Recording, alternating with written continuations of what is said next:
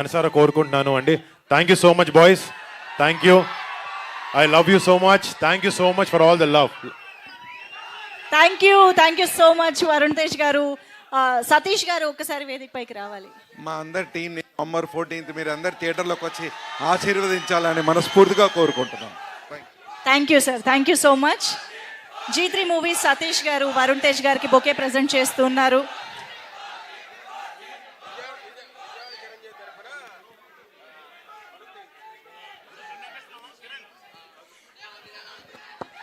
First ఆ కథ బాబాయ్ కన్నా ముందు ఒకసారి నేను ఇంత వినడం జరిగింది.